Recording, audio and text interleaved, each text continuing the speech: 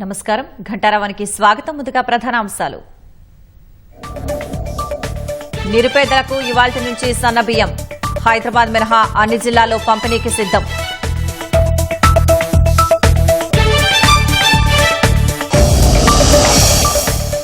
రాజీవ్ యువ వికాసం దరఖాస్తుల గడువు ఈ నెల 14 వరకు పొడిగింపు. పథకం పకడ్బందీగా అమలు చేయాలన్న భట్టి విక్రమార్క. ఎల్ఆర్ఎస్ గడువు పెంచేందుకు ప్రభుత్వం కసరత్తు. రేపు ఉన్నతాధికారులతో మంత్రి పొంగులేటి సమీక్ష.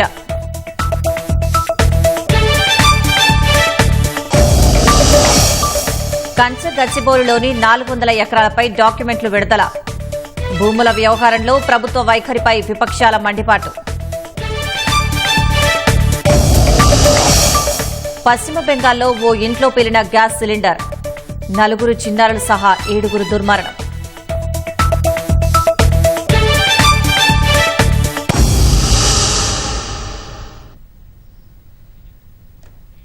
రాష్ట్రంలో పేదల ఆహార భద్రతకు ప్రభుత్వం పెద్దపీట వేసింది. దారిద్ర్య రేఖకు దిగువన ఉన్న తెల్ల రేషన్ కార్డు కలిగిన కుటుంబాలకు సన్నబియ్యం పంపిణీ ప్రారంభం కానుంది.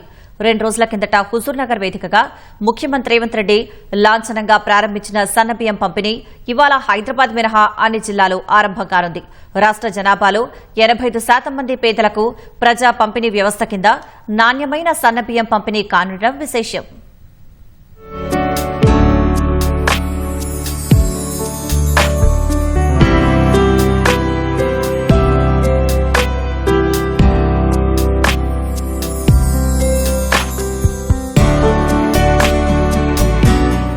రాష్ట్రంలో ప్రజా పంపిణీ వ్యవస్థలో విప్లవాత్మకమైన మార్పు. నేడు హైదరాబాద్ మినహా అన్ని జిల్లాల్లో చౌక ధరల దుకాణాల ద్వారా నాణ్యమైన సన్నబియ్యం పంపిణీ ప్రక్రియ ప్రారంభం కానుంది. దారిద్ర్య రేఖకు దిగువన ఉన్న తెల్ల రేషన్ కార్డు కలిగిన కుటుంబాలకు సంబంధించి ప్రతి ఒక్కరికి 6 కిలోల చొప్పున సన్నబియ్యం పంపిణీ చేయనున్నారు.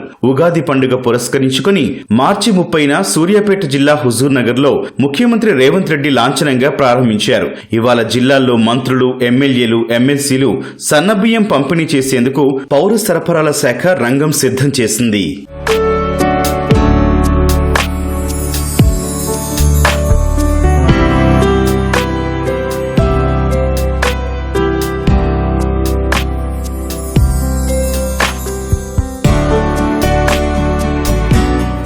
ఇప్పటికే అన్ని జిల్లాల్లో 17,500కు పైగా చౌక ధరల దుకాణాలకు సన్నబియ్యం చేరవేసిన పౌర సరఫరాల శాఖ దొడ్డు బియ్యం బదులు సన్నబియ్యం పంపిణీ చేయనుంది. ప్రస్తుతం 2.85 కోట్ల మంది లబ్ధిదారులు ఉండగా ఇటీవల ప్రభుత్వం ఇచ్చిన అవకాశంతో రేషన్ కార్డు లేని కుటుంబాలు చేసుకున్న దరఖాస్తులు 30 లక్షల వరకు ఉన్నాయి. త్వరలో కొత్త రేషన్ కార్డులు ఇవ్వాలని నిర్ణయించిన దృష్ట్యా ఆ సంఖ్య 3.10 కోట్లకు చేరనుంది. ఫలితంగా 85% పేదలకు నాణ్యమైన సన్నబియ్యం పంపిణీ చేయనున్నామని ప్రభుత్వ వర్గాలు తెలిపాయి. ఇప్పటికే రాష్ట్ర వ్యాప్తంగా నాణ్యమైన సన్నబియ్యం పంపిణీ విధానాల మార్పు గురించి చౌక ధరల దుకాణాల డీలర్లకు పౌర సరఫరాల శాఖ అవగాహన కల్పించింది. సన్నబియ్యం స్టాక్ వివరాలు రిజిస్టర్లో నమోదు, నిల్వలు జాగ్రత్తగా భద్రపరచడం, సంరక్షించడం సంబంధిత రేషన్ షాపు డీలర్ల బాధ్యతని స్పష్టం చేసింది. దొడ్డు బియ్యం తరహాలో ఈ బియ్యం పక్కదారి పట్టిస్తే మాత్రం డీలర్లపై కఠిన చర్యలుంటాయని హెచ్చరికలు జారీ చేసింది. క్షేత్రస్థాయిలో ఏ రకమైన పనులు ఉన్నా కూడా రేషన్ డీలర్లంతా హెడ్ క్వార్టర్ విడిచి ఎక్కడా బయటకు వెళ్లకుండా సన్నబియ్యం పంపిణీ ప్రక్రియ పూర్తి సాఫీగా జరగాలని ఆదేశించింది. ఇక హైదరాబాద్ స్థానిక సంస్థల కోటా సంబంధించి ఎమ్మెల్సీ ఎన్నికల కోడ్ అమల్లో ఉన్న దృష్ట్యా ఈ జిల్లాలో ప్రజా పంపిణీ వ్యవస్థ కింద సన్నబియ్యం బదులు ముతక బియ్యం, దొడ్డు బియ్యం పంపిణీ కోసం పౌర సరఫరాల శాఖ అవసరమైన చర్యలు తీసుకుంది. త్వరలో కొత్త రేషన్ కార్డుల జారీ కోసం పౌర సరఫరాల శాఖ అధికారులు విస్తృత కసరత్తు చేస్తున్నారు. అర్హులైన ప్రతి కుటుంబానికి రేషన్ కార్డు ఇస్తామని ముఖ్యమంత్రి, మంత్రి ఉత్తమ్ సైతం పదే చెబుతుండటంతో ఆశావహుల్లో కొత్త ఆశలు చిగురిస్తున్నాయి. దేశంలో ఈ తరహా వినూత్న ప్రయోగం చేపట్టడం రాష్ట్రంలోనే తొలిసారి కావడం విశేషం.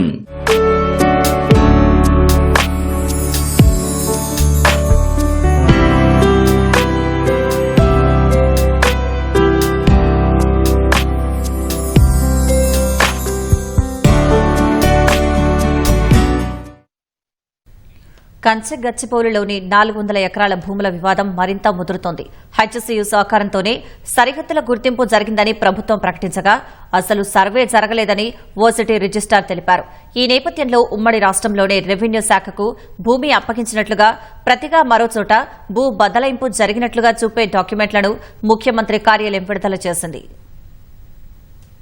ఓవైపు విద్యార్థుల ఆందోళనలు, మరోవైపు విపక్షాల విమర్శల నేపథ్యంలో కంచె గచ్చిబౌలిలోని భూములపై రాష్ట్ర ప్రభుత్వం మరోసారి స్పష్టతనిచ్చింది. రంగారెడ్డి జిల్లా శేరిలింగంపల్లి మండలం కంచె గచ్చిబౌలిలోని సర్వే నెంబర్ 25లో 400 ఎకరాలపై యాజమాన్య హక్కులు పూర్తిగా రాష్ట్ర ప్రభుత్వానివేనని రెవెన్యూ శాఖ మంత్రి పొంగులేటి శ్రీనివాసరెడ్డి స్పష్టం చేశారు. దీనిపై హైకోర్టు, సుప్రీంకోర్టులో వేసిన వ్యాజ్యాలపై పోరాడి కాంగ్రెస్ ప్రభుత్వం హక్కులు దక్కించుకుందని పేర్కొన్నారు. ఈ భూమిలో ఒక్క అంగుళం కూడా హైదరాబాద్ సెంట్రల్ యూనివర్సిటీకి చెందింది లేదన్నారు. ఈ భూమికి సంబంధించి సృష్టించే ఎటువంటి వివాదమైనా కోర్టు ధిక్కరణ కిందకే వస్తుందన్నారు. ప్రభుత్వం ఇక్కడ చేపట్టే ప్రాజెక్టును వ్యతిరేకించే వారంతా రాజకీయ నాయకులేనని, కొందరు స్థిరాస్తి వ్యాపారుల ప్రయోజనాలకు అనుగుణంగా విద్యార్థులను తప్పుదోవ పట్టిస్తున్నారని, సామాజిక మాధ్యమాల్లో తప్పుడు ప్రచారం చేస్తున్నారని ఆగ్రహం వ్యక్తం చేశారు. 2003 జనవరి 13న నాటి ప్రభుత్వం ఐఎంజీ అకాడమీస్ భారత ప్రైవేట్ లిమిటెడ్కు కంచె గచ్చిబౌలి గ్రామంలోని భూమిని కేటాయించిందని మంత్రి పొంగులేటి గుర్తు చేశారు. ఆ సంస్థ ప్రాజెక్టు ప్రారంభించకపోవడంతో 2006 నవంబర్ 21న కేటాయింపును రద్దు చేసి AP youth advancement, tourism and cultural డిపార్ట్మెంట్కు కేటాయించినట్లు వివరించారు. ఈ భూమి కేటాయింపులపై ఐఎంజీ అకాడమీస్ హైకోర్టులో 2006లో రిట్ పిటిషన్ దాఖలు చేయగా ఉమ్మడి ఏపీలో రోషయ్య, కిరణ్ కుమార్ రెడ్డి, తెలంగాణలో కేసీఆర్ ప్రభుత్వాలు భూమి ప్రభుత్వానిదని వాదనలు వినిపించాయని పొంగులేటి గుర్తు చేశారు. నూతనంగా ఏర్పడిన కాంగ్రెస్ ప్రభుత్వం కూడా వాదనలు వినిపించగా 2024 మార్చి 7న హైకోర్టు ప్రభుత్వానికి అనుకూలంగా తీర్పు వచ్చిందని తెలిపారు. దీనిని ఐఎంజీ సుప్రీంకోర్టులో సవాల్ చేయగా పటిష్టమైన వాదనలు వినిపించడంతో 2024 మే 3న సదరు పిటిషన్ను కొట్టివేసిందని పేర్కొన్నారు. దీంతో 400 ఎకరాల భూమిపై యాజమాన్య హక్కులు ప్రభుత్వానికి దక్కాయని మంత్రి పొంగులేటి వివరించారు. 2024 జూన్ 19న ఐటీ, ఇతర ప్రాజెక్టుల ఏర్పాటుకు ఆ భూమిని కేటాయించాలన్న టీజీఐఏసీ ప్రతిపాదనల మేరకు రెవెన్యూ శాఖ జూన్ 24న ఆ భూమి హక్కులను బదలాయించినట్లు గుర్తు చేశారు. శేర్లింగంపల్లి మండల రెవెన్యూ అధికారులు భూమికి పంచనామా నిర్వహించి జూలై 1న అప్పగించారని, ఆ భూమి అటవీ పరిధిలో లేదని రికార్డుల్లో స్పష్టమవుతోందని పేర్కొన్నారు. జూలై 19న వర్సిటీ రిజిస్ట్రార్, ఇంజనీర్, ఈఈతో కలిసి రెవెన్యూ అధికారుల సమక్షంలో భూ సర్వే చేసి హద్దులు నిర్ధారించారని పొంగులేటి వివరించారు. టీజీఐఏసీ అభివృద్ధి చేస్తున్న 400 ఎకరాల్లో బఫెల్లో లేక్, పికాక్ లేకులు లేవని, టీజీఐఏసీ రూపొందించే లేఅవుట్లో మష్రూమ్ రాక్స్ తో పాటు ఇతర రాళ్ల అమరికను హరిత స్థలాలుగా పరిరక్షించేందుకు ప్రణాళికలు సిద్ధం చేసిందని పొంగులేటి స్పష్టం చేశారు. రాష్ట్ర ప్రభుత్వం చేసిన ప్రకటనను హెచ్సీయూ రిజిస్ట్రార్ ఖండించారు. హద్దులు నిర్ణయించేందుకు ఎలాంటి సర్వే నిర్వహించలేదని, ఆ భూములను హెచ్సీయూకే ఇవ్వాలని కోరతామని తెలిపారు. వర్సిటీ ప్రకటన నేపథ్యంలో రాష్ట్ర ప్రభుత్వం 400 ఎకరాల భూ బదలాయింపుపై కొన్ని డాక్యుమెంట్లను ముఖ్యమంత్రి కార్యాలయం మీడియాకు విడుదల చేసింది. కంచె గచ్చిబౌలిలో 534.28 ఎకరాలను 2004లోనే, కంచె గచ్చిబౌలిలో సర్వే నెంబర్ 25లోని 534.28 ఎకరాల భూమిని 2004 ఫిబ్రవరి 3న హెచ్సీయూ రెవెన్యూ శాఖకు అప్పగించిందని తెలిపింది. దానికి బదులుగా అదే రోజున గోపనపల్లిలో 36, 37 సర్వే నెంబర్లలోని 397.16 ఎకరాలను హెచ్సీయూకు రెవెన్యూ శాఖ బదలాయించిందని వివరించింది. హైదరాబాద్ కేంద్రీయ విశ్వవిద్యాలయం అప్పటి రిజిస్ట్రార్ వై నరసింహులు, శేర్లింగంపల్లి మండల కార్యాలయం అధికారులు సంతకాలు చేసిన డాక్యుమెంట్లను ప్రభుత్వం విడుదల చేసింది.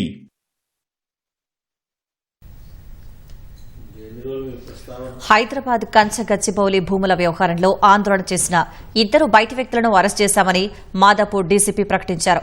హైదరాబాద్ సెంట్రల్ యూనివర్సిటీ విద్యార్థులు కాకుండా వేరే 2 ఆందోళనలో పాల్గొన్నట్లు గుర్తించామన్నారు. ఓసిటీకి సంబంధం లేని రోహిత్ కుమార్, ఎర్రం నవీన్లను అరెస్ట్ చేశామని తెలిపారు. అలాగే హెచ్సీఈలో ఎలాంటి లాఠీచార్జ్ జరగలేదని స్పష్టం చేశారు. విద్యార్థులను హాస్టల్ నుంచి లాక్కువచ్చారన్న వార్తల్లో సైతం వాస్తవం లేదన్నారు. కంచె గచ్చిబౌలి సర్వే నెంబర్ 25లోని 400 ఎకరాల భూమిని చదును చేసేందుకు ఆదివారం రోజు అధికారులు వెళ్లగా అదే సమయంలో హెచ్సీయూ విద్యార్థులు కొంతమంది ఆందోళనకు దిగారు. జేసీబీలను అడ్డుకునేందుకు యత్నించి రాళ్లు, కర్రలతో పోలీసులపై దాడి చేశారని డీసీపీ తెలిపారు. ఇందులో ఏసీపీకి గాయాలయ్యాయని తెలిపారు. 53 మందిని అదుపులోకి తీసుకుని స్టేషన్కు తరలించి అనంతరం సొంత పూచికత్తుపై వదిలిపెట్టామని డీసీపీ వెల్లడించారు. కంచం గచ్చిబౌలిలోని 400 ఎకరాల విషయంలో ప్రభుత్వ వైఖరిని కేంద్ర బొగ్గు గనుల శాఖ మంత్రి కిషన్ రెడ్డి ఖండించారు. కాంగ్రెస్ ప్రభుత్వం నిధుల కోసం హైదరాబాద్ పర్యావరణాన్ని పణంగా పెడుతోందని ఆరోపించారు. కాంగ్రెస్ ప్రభుత్వం మొండిగా భూములను వేలం వేయడం ఆ ప్రాంతంలోని వృక్ష సంపదకు జీవ వైవిధ్యానికి గొడ్డలి పెట్టుగా మారిందన్నారు. హెచ్సీయూ విద్యార్థుల గొంతులు నొక్కేస్తూ ఆక్రమణ చర్యలను మొండిగా చేపడుతుండడం దుర్మార్గమన్నారు. ప్రభుత్వం వెంటనే పర్యావరణ విధ్వంసాన్ని ఆపేసి హైదరాబాద్కు ఆక్సిజన్ అందిస్తున్న ఈ ప్రాంత అటవీ సంపదను జీవ వైవిధ్యాన్ని కాపాడాలని కిషన్ రెడ్డి కోరారు. అధికారంలో ఉన్నామని భూములు అమ్మడం సరికాదని బీజేపీ ఎంపీ కొండా విశ్వేశ్వరరెడ్డి అన్నారు.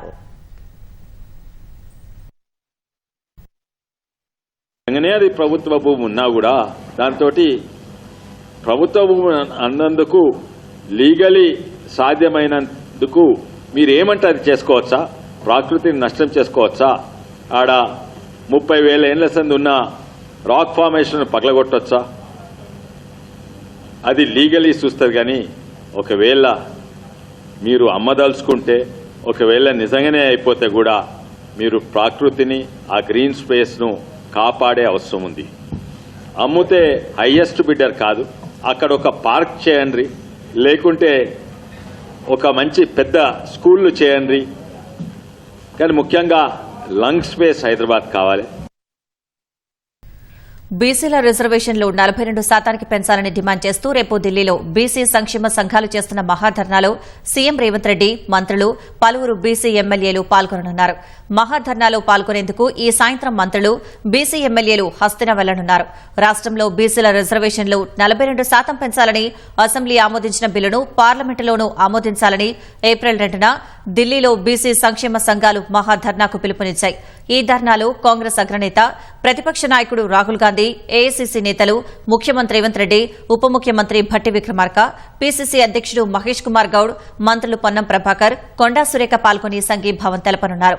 బీసీ ఎమ్మెల్యేలు, అన్ని రాజకీయ పార్టీల నాయకులు, ప్రతిపక్ష పార్టీల ఎంపీలు కూడా పాల్గొంటారని మంత్రి పొన్నం ప్రభాకర్ ఒక ప్రకటనలో తెలిపారు. రేపు ఎల్లుండి ఢిల్లీలో మకం వేనున్న రాష్ట కాంగ్రెస్ నాయకులు, ఇండియా కూటమికి చెందిన పలువురు నేతలతో పాటు బీజేపీ నాయకులను కలిసి పార్లమెంటులో బీసీ రిజర్వేషన్ బిల్లు ప్రవేశపెట్టాలని కోరనున్నారు. రాజీవ్ యువ వికాసం పథకం దరఖాస్తుల గడువును ప్రభుత్వం ఏప్రిల్ 14 వరకు పొడిగించింది. వరుస సెలవుల నేపథ్యంలో ఈ నెల 5తో ముగియనున్న దరఖాస్తుల గడువును ఈ నెల 14 వరకు పెంచినట్లు ఉప ముఖ్యమంత్రి భట్టి విక్రమార్క వెల్లడించారు. రాజీవ్ యువ వికాసం పథకంపై ఆయన వీడియో కాన్ఫరెన్స్ నిర్వహించారు. దరఖాస్తుల నుంచి వ్యాపారాలు ప్రారంభించే వరకు సమస్యలను పరిష్కరించేందుకు ప్రతి జిల్లాలో ఒక యువ అధికారిని నియమించాలని ఆయన ఆదేశించారు. ఎక్కడైనా పొరపాట్లు జరిగితే వెంటనే సరిదిద్దాలన్నారు.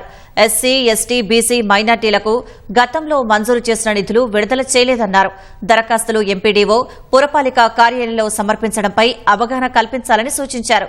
ఎంపికైన లబ్దిదారులకు అవసరమైన శిక్షణను పరిశ్రమల శాఖ ఇస్తుందని పరిశ్రమల శాఖ మంత్రి శ్రీధర్ బాబు తెలిపారు. ఎల్ఆర్ఎస్ రిజిస్ట్రేషన్ల రాయితీ గడువు పొడిగించే అవకాశం ఉంది. మార్చి 31వ తేదీ వరకు ఎల్ఆర్ఎస్ ఫీజులో 25% రాయితీ ప్రకటించిన ప్రభుత్వం అది అలాగే కొనసాగిస్తుందా లేదా అన్నది స్పష్టత రావాల్సి ఉంది.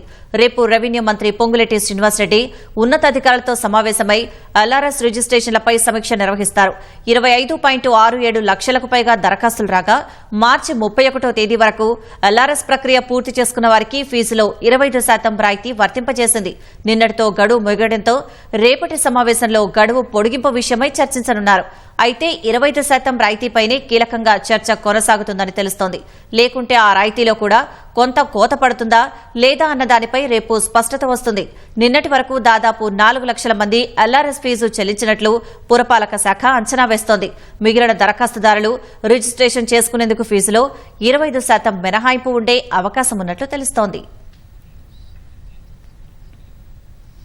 హైదరాబాద్ మహానగరంలో ఆస్తి పన్ను వసూలులో జీహెచ్ఎంసీ రికార్డు సృష్టించింది. గ్రేటర్ హైదరాబాద్ మున్సిపల్ కార్పొరేషన్ చరిత్రలోనే ఇప్పటి వరకు సాధించని విధంగా 2,000 కోట్ల రూపాయలకు పైగా ఆస్తి పన్ను వసూళ్లను సాధించినట్లు కమిషనర్ ఇలంబర్తి తెలిపారు. 2024-25 ఆర్థిక సంవత్సరానికి సంబంధించి పన్ను వసూలులో 2,000 కోట్ల లక్ష్యంతో బరిలోకి దిగిన అధికారులు మార్చి 31 సాయంత్రం 6 గంటల వరకు 2,000 కోట్ల 12,36,000 వసూలు చేసినట్లు తెలిపారు. కార్పొరేషన్ చరిత్రలోనే ఈ స్థాయి వసూలు చేయడం ఇదే తొలిసారని పేర్కొన్న కమిషనర్ ఓటీఎస్ పథకం కింద కూడా ఈసారి భారీగానే ఆస్తి పన్ను వసూలైనట్లు తెలిపారు. మార్చి 8 నుంచి మార్చి 31 వరకు ఓటీఎస్ కింద 465.7 కోట్ల రూపాయలు వసూలైనట్లు వెల్లడించారు. మొండి బకాయిలతో పాటు రికార్డు స్థాయిలో ఆస్తి పన్ను వసూలు చేయడంలో సమిష్టిగా సిబ్బంది, అధికారులకు కమిషనర్ ఇలంబర్తి ప్రత్యేక అభినందనలు తెలిపారు.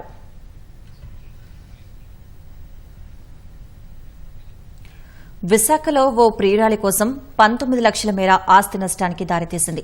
ప్రియుడు తనతో సన్నిహితంగా మెలగడం లేదనే కోపంతో అతని ఖరీదైన బైక్కు నిప్పుపెట్టింది.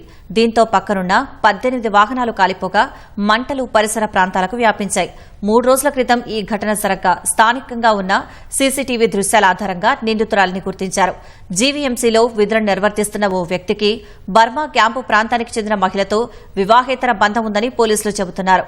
అతను తనను పట్టించుకోకపోవడంతోనే ఆ మహిళ వాహనాలకు నిప్పంటించినట్లు నిర్ధారించి కోర్టులో ప్రవేశపెట్టగా న్యాయస్థానం రిమాండ్ విధించింది.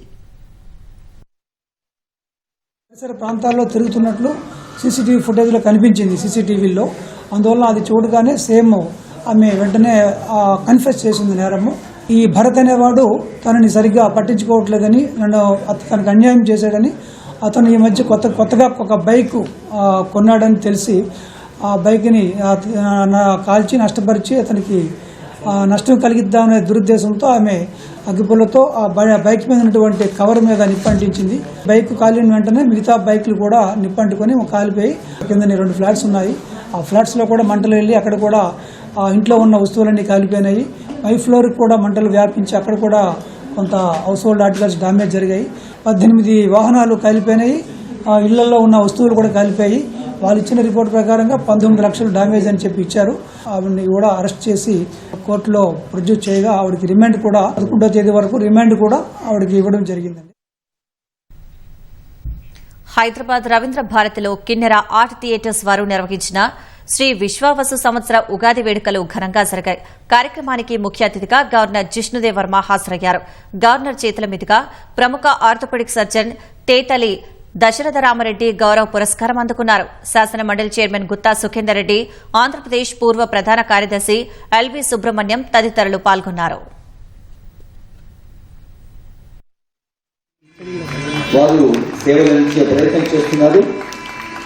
వారు వృత్తిరీత్యా ఆర్థోపెడిక్ సర్జన్. సహజంగా ఎముకలంటే చాలా గట్టిగా ఉంటాయి. ఎర్రమిల్లి సరస్వతి కృష్ణ స్మారక పురస్కారం అందిస్తున్నారు. వారు దక్షిణ భారతదేశంలోనే రెండో అయోధ్యగా పేరుగాంచిన భద్రాద్రి పుణ్యక్షేత్రంలో వసంతపక్ష శ్రీరామనవమి బ్రహ్మోత్సవాలు ఘనంగా జరుగుతున్నాయి. గత నెల 30వ తేదీన ప్రారంభమైన ఉత్సవాలు ఏప్రిల్ 12వ తేదీ వరకు జరగనున్నాయి. బ్రహ్మోత్సవాల సందర్భంగా భద్రాచలం శ్రీ సీతారామచంద్రస్వామి వారి ఆలయాన్ని విద్యుత్ దీపాలతో అందంగా అలంకరించారు. రాత్రి సమయంలో భద్రాద్రి ఆలయం విద్యుత్ కాంతులతో దగదగా మెరిసిపోయింది. పర్యాటకులను రంగుల కాంతులు కట్టిపడేశాయి. బ్రహ్మోత్సవాలలో ప్రధాన ఘట్టాలు ఏప్రిల్ 5 నుంచి ప్రారంభం కానున్నాయి. ఏప్రిల్ 5న సాయంత్రం సీతారాములకు ఎదుర్కోలు మహోత్సవం జరగనుంది. ఏప్రిల్ 6న ఉదయం 10:30 గంటల నుంచి 12:30 గంటల వరకు మిథిలా స్టేడియంలో కళ్యాణ మహోత్సవం నిర్వహించనున్నారు. ఏప్రిల్ 7న మహా పట్టాభిషేకం వేడుక జరపనున్నారు. సీతారాముల కళ్యాణ మహోత్సవం సందర్భంగా భద్రాద్రి ఆలయం ఆధ్యాత్మిక శోభను సంతరించుకుంది. ఉత్తర భారతంలో మార్వాడీలు సంప్రదాయబద్దంగా నిర్వహించే గన్గోర్ వేడుక ఆదిలాబాద్లో కన్నుల పండుగగా సాగింది. భార్యాభర్త అన్యోన్యతకు నిదర్శనంగా పార్వతీ శంకర్లను ఆరాధిస్తూ రంగుల హోలీ మరుసటి రోజున ప్రారంభమయ్యే ఈ వేడుక 16 రోజుల పాటు సాగుతుంది. మహిళలంతా ఉపవాస దీక్షలను ఆచరిస్తూ ఎవరింట్లో వారు వ్రతాలు నిర్వహించి చివరి రోజున ఆదిలాబాద్ రాణి సతీజీ మందిరంలో సామూహిక వేడుకలు నిర్వహించారు. అఖిల భారతీయ మార్వాడి మహిళా సమ్మేళనం పేరిట బతుకమ్మ సంబురాలను పోలిన విధంగా ఆడిపాడారు. అనంతరం దేవతా విగ్రహాలను నిమజ్జనం చేశారు.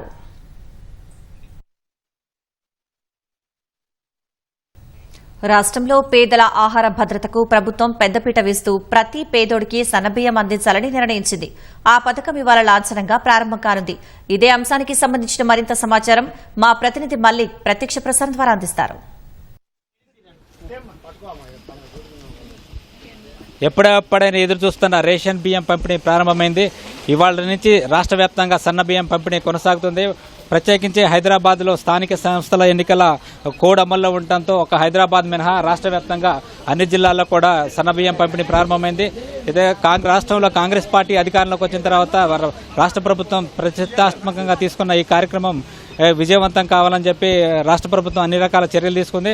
గతంలో దొడ్డు బియ్యం ఇవ్వడం వల్ల అవన్నీ దొడ్డు బియ్యం పక్కదారి పట్టిపోవడం వల్ల లబ్ధిదారులకి ఏమాత్రం ప్రయోజనం కలగకపోవడంతో రాష్ట్ర ప్రభుత్వం ఈ యొక్క చారిత్రాత్మక నిర్ణయం తీసుకుంది. ఇందులో భాగంగా ఇవాళ రాష్ట్ర వ్యాప్తంగా సన్నబియ్యం పంపిణీ ప్రక్రియ కొనసాగుతుంది.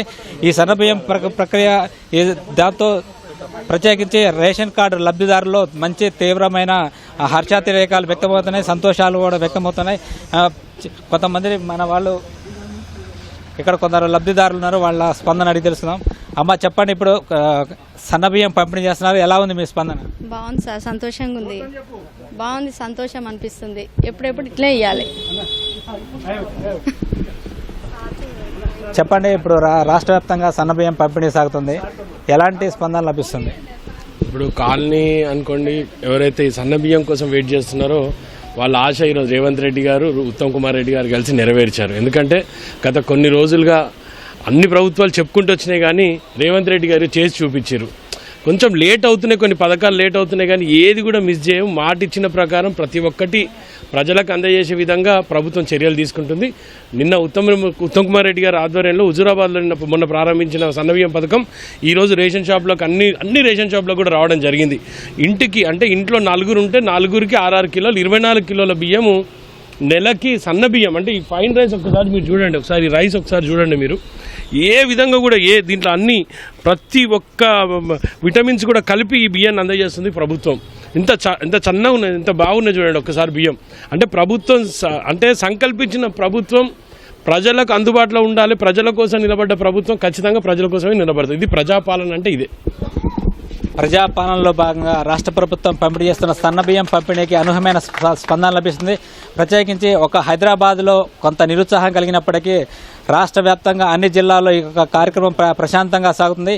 ఈ ఉదయం 8 గంటల నుంచే మన కార్డుదారులు రేషన్ దుకాణాల దగ్గర బారులు తీరి నిల్చున్నారు. ఎప్పుడెప్పుడు రేషన్ బియ్యం తీసుకొని తమ సంతోషాన్ని వ్యక్తం చేస్తున్నారు. ఇది ఇప్పుడు మనం ప్రస్తుతం హైదరాబాద్ ఎల్బీ నగర్లో ఉన్నాం. చెప్పండి అమ్మా, సన్న బియ్యం పంపిణీ ఎలా సాగుతుంది? చాలా బాగుందండి. ప్రజల మనసులో బాధ తెలుసుకొని ప్రభుత్వం ఇంత సహాయం చేస్తున్నందుకు చాలా సంతోషంగా ఉంది. ఇలానే అన్ని కార్యక్రమాలు చేయాలని కోరుకుంటున్నాను. ఇది లబ్ధిదారుల యొక్క స్పందన చూస్తే అద్భుతంగా కనిపిస్తుంది. అయితే ఎప్పుడెప్పుడు ఆయన ఎదురు చూస్తున్న యొక్క సన్నబియ్యం తీసుకోవడం చాలా సంతోషంగా ఉందని చెప్పి లబ్ధిదారులు చెప్తున్నారు. Power to studio. ధన్యవాదాలు మల్లిక్. పశ్చిమ బెంగాల్లోని దక్షిణ 24 పరగనాల జిల్లాలో గ్యాస్ సిలిండర్ పేలి 7గురు దుర్మరణం చెందారు. డోలాఘాట్ గ్రామంలోని ఓ ఇంట్లో గ్యాస్ సిలిండర్ పేలింది. మృతుల్లో 4 పిల్లలు, 2 మహిళలు ఉన్నారని పోలీసులు తెలిపారు. మరో మహిళ గాయపడ్డారని చెప్పారు. రాత్రి 9 గంటల సమయంలో పేలుడు జరిగిందని, అగ్నిమాపక సిబ్బంది మృతదేహాలను వెలికితీశారని పోలీసులు తెలిపారు. గాయపడిన మహిళలను సమీపంలోని ఆసుపత్రికి తరలించారు. ఇంట్లో 2 గ్యాస్ సిలిండర్లు ఉన్నాయని, లోపల నిల్వ చేసిన బాణాసంచాకు మంటలు అంటుకుని పేలుడు జరిగిందని పోలీసులు అనుమానిస్తున్నారు.